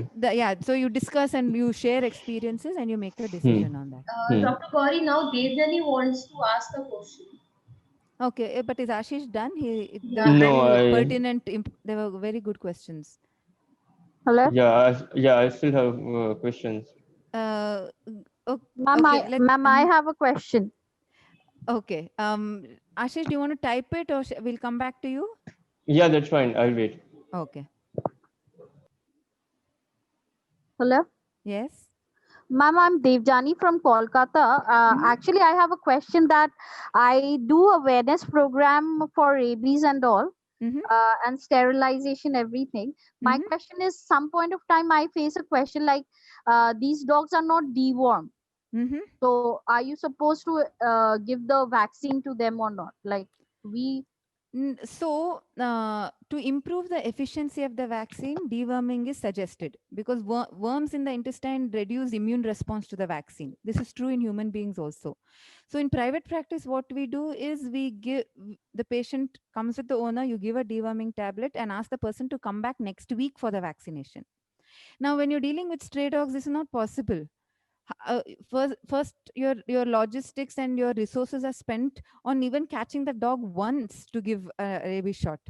Catching the dog and putting a deworming tablet before and then coming again to give a vaccine is close to impossible. So if you're doing mass dog vaccination, if you're helping free roaming dogs, do not worry about deworming before vaccination. You can deworm them on your own, like in their free time. You don't have to combine it with vaccination. You can put it in food and deworm them once in 6 months. Anyway. Not necessary while I carry out the vaccination process that you have to, because we have a group and we do it in different areas, like Mhm. you know Mhm. in Kolkata I'm talking about. How many So, do you do? How many dogs? And uh, I'm assuming like hand catching. right now, like hand catching is generally most of the thing, but generally which are scared dog is 5 to 6 in the number. Like in Central Avenue, which is a industrial area, there you have to use your like net and anything to go ahead and do the Okay. thing. Yeah. Okay. So in So, such cases, catching the dog once is a task. Dogs learn to run away and identify our vehicle, net, smell of our team. that's So the problem. yeah. So do not prioritize deworming over vaccination. Okay. So will that vaccine work if we don't deworm the dog? Definitely. Definitely. All It is right, not a that's fine. compulsory thing to do. All right. No problem. Thank you, It's a ma'am. luxury. Huh? It's a first world issue. It's like a luxury thing to do in a private practice. Okay. Okay. Okay. Thank you. Sure. Maybe we'll go back to Ashish. Yeah, thank you, ma'am. Mhm. Hi, Yeah, ma'am. My another. I just want to say Yeah. that now we have just 2 more minutes to the webinar. So technically, Uh, the webinar was to get over at 6:15, and we have extended it to 7. So now we won't be able to You take. can't extend it again. Just a minute, ma'am. Let me confirm. Ashish, till the time you please ask the question. yeah. Okay. Fine. Thank you. Yeah. Okay. Dr. Gauri, I had Mhm. another question. Mhm. Like mostly we get calls for rabid dogs, like Mm. the dogs who are biting, who are salivating, who have a high temperature, who are neurological, who have vocal changes and all those things. Mhm. Like those cases we generally get from January, February to June, July. Like Okay. we get calls round the year, but these period, like from January to June, is Mhm. the time where we get high number of rabies positive cases. Mhm. So does it has to do with like with the weather or temperature or something like that? No, there is Okay. no correlation between seasons, mating season. Maybe mating season if there is a season, but even mating Mm-hmm. season is not really a very tight schedule. Mm-hmm. So Mm-hmm. there is no seasonality for ABs. Mm-hmm. It could be Okay. reporting bias. Maybe there Mm-hmm. are more people in the Mm-hmm. streets, more aware. Maybe school children are more active during the Mm-hmm. first part of the year. Maybe something like that is Mm-hmm. impacting Okay, your so work. it has nothing to do with the temperature or weather or anything. Nothing at all. Okay. My another question was, like, if we have vaccinated if we have vaccinated few dogs in one particular street, then how do we keep a record of it, that okay, we have vaccinated these 7 dogs out of these 15 dogs in like July 2020, and we have to give it again next year? And so how do we keep, because like if there were just 7 dogs in the city, then it would be not a problem. But if there are Correct. 7,000 dogs, then how do we keep the record of that? Otherwise, it is a So yeah.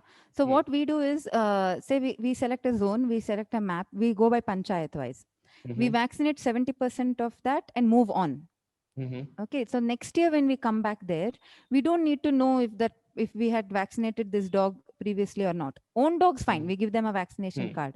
Hmm. But stray dogs, we just vaccinate all of them 70% again. Like you do not keep some record or files or No, something, or no, it doesn't. You don't need that. any software or anything. No. Okay. So I wanted to ask how anti-rabies vaccination is effective without ABC implementation. Um, mass dog vaccination for rabies will control rabies. Mm-hmm. So even if the so generally dog populations are stable. Mm-hmm. If you don't do ABC in a place, you might see a lot of puppies, but the carrying capacity of that area, meaning say there Mm-hmm. is 3 dump yards and there are 10 feeders in that area can sustain only say 25 to 30 dogs. Even more are born, they will die out of natural reasons, unavailability of food, infection and things like that. So to remove rabies, you have to just vaccinate. Okay, it has nothing to do. Like It's not. if there is ABC, then it is a good implementation. Otherwise, it's Yeah. fine. Also, ABC, you will have to do a high number of dogs in one breeding cycle, meaning 6 months. You have to sterilize at least 70% of the dogs to see some kind of control in dog population, which is a lot. It's very difficult to do that actually. Okay.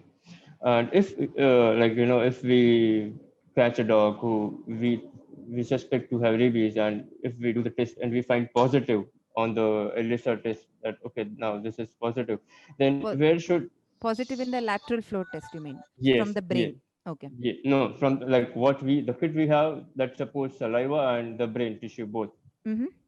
So where should we report that, or that is just for confirmation? So, is your area a municipality or a corporation, or is No, it a panchayat? it is a municipality. Municipality. So, Mm-hmm. in the municipality, there will be a section which deals with dog population, dog problems. Mm-hmm. You can start reporting to them because they won't have any data of their own because nobody is doing Mm-hmm. this work. Yeah, because earlier they used to, just catch the dog and dislocate them, them into some Correct. jungle or Sometimes just something. kill them, and without Yeah. even, and then they say maybe and a lot of times people say there is no rabies here. That's because no one Hmm. tested. Hmm. Hmm. So Hmm. if Hmm. you start recording, I'm very happy to share our app with you. But in the Hmm. meantime, you can keep records of the dog color, maybe a photo. You can Hmm. make Word documents. Keep a Hmm. and then give an ID for each dog based on the date Hmm. of the sample collection or Hmm. complaint, Hmm. and make a record and submit it to the municipality so that they can't deny it. Once it goes into the municipality inward, they have the Hmm. information with them. Okay. So say media or newspaper, somebody wants to talk about this, they can say, we know that you know about this issue. Hmm. Hmm. Hmm. Hmm. Hmm. Okay. And where can we find this lateral flow acid test which you mentioned? I can send you the distributor's number. So the test is one box has 10 tests Then. and it costs 3,500. So Hmm. it's around 350 rupees Per test. per test. Hmm. Yeah. Hmm. Hmm. Hmm. Okay. And remember, do not use this test to give vaccination advice for No, bite no, victims. Okay. no. We just use it when we find that yes, now this is getting like this looks more towards a rabid dog, Yes. and then we do it. We do not Sure. do it for because we cannot afford that money going just for the And the vaccination. Like, saliva is not a good sample anyway. The test will mm-hmm. not, yeah, many times it comes Okay, negative. Okay, so the brain tissue is preferable to saliva. Don't waste the kit on saliva actually. Just wait for the Hmm. dog to show more clinical signs of rabies, may euthanize and then do the test. Or wait for it to die naturally if you don't have Yeah. a euthanasia friendly team. Okay. I have my last question. Suppose if there is a dog with a maggot wound, like which generally happens in this season, like from August to December, because of the mating cycle and all. So that wound was earlier just a puncture wound of another dog from another dog. So now we do not know the history of the dog who had bitten him, and we do not have the history of this dog who has got bitten. So we got the call. We have a strict policy of giving vaccinations for any, even if we are just applying. Yeah, even if we are just applying an ointment, we give vaccinations. So, so for this maggot wound dog, we give vaccine for sure. Okay, but can there be still chances of him getting rabies even though he got vaccinations? Yes. Like he can be intubating the. Yes. the So especially if you're getting a maggot dog case, the wound is already 5 to 6 days old. That means to say the bite maybe has sometimes happened even more. We have had very large maggot wound dogs turn rabid under treatment. While we are treating for maggot wound, they have turned rabid. Also, sticking to your question, so that you don't know when the bite has happened. It could be few days ago or many days ago. The virus is already in the nervous system. So there's a high chance that the dog will turn rabid if it was bitten by a rabid dog. Okay, so even if though you vaccinate, even if we vaccinate, there's high the chance. virus is already established. Okay, and there is nothing we can. There is nothing to verify that he is actually. No, we have to just Unfortunately, wait and see if he is getting or not. If he is yeah, not getting for next how many days? that's a tricky one. So it takes around 2 months to 6 months for a dog to show clinical signs of rabies. Depending upon like where the Where the bite is, what the viral load was, immunity of the dog. Yes. Yeah. So it is just wait and watch. Yeah. So what you could do is, say someone has reported a maggot wound. The dog might have a feeder, someone who cares for the dog. You can vaccinate the dog and then maybe do some kind of isolation. Where the person might be able to tie the dog up and keep it in their compound, feed it properly. If we are keeping him in the shelter, then we should have 10 days strict isolation for him, even while he is getting 10 days treatment. won't work. In the shelter, you'll have to keep, any observation for a suspected bite in a dog would be 2 to 6 months. So 6 months is the observation period. No, but we get like several calls in a month for maggot wound. So then maybe just stick to it as a maggot wound treatment and give vaccinations and vaccinate and hope that it's not a rabid bite. And you can also, you'll see, once you get a rabid dog complaint in one area, many times in that area you'll start getting calls again of maggot wounds with so testing your dogs is very helpful. Then your decisions in that area can be based on that. Okay, so even like the dogs with the bite wounds or puncture wounds, we vaccinate them once.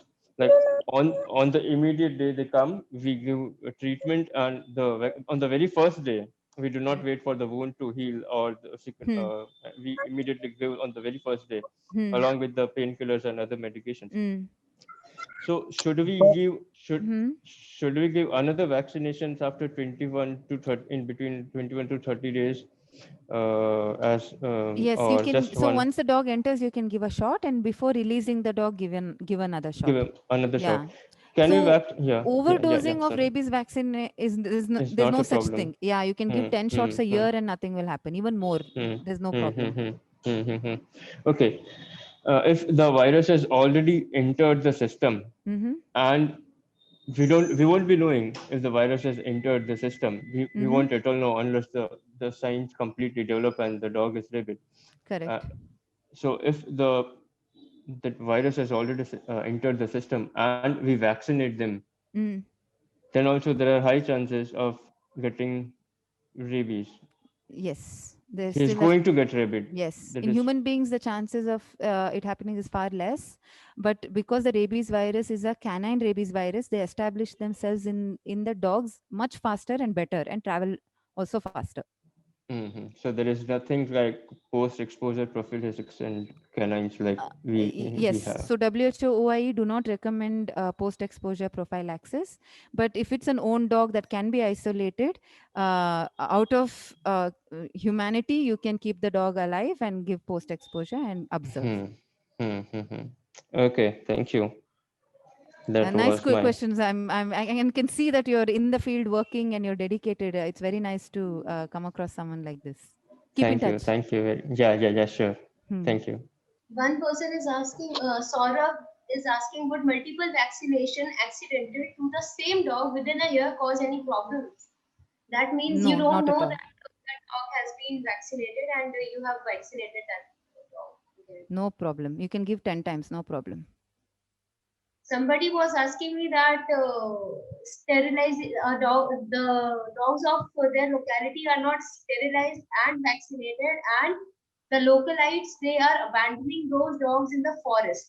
Is that legal, and can people do that? And if not, then what can be done? No, you're not allowed to dislocate dogs from their natural habitat where they are, where they're born, where they grow up. It is a Supreme Court order that this shouldn't be done. So, my advice is when you do encounter such people, instead of approaching them aggressively and saying there is a law like this and speaking rudely and saying that you don't care about animals, my approach is to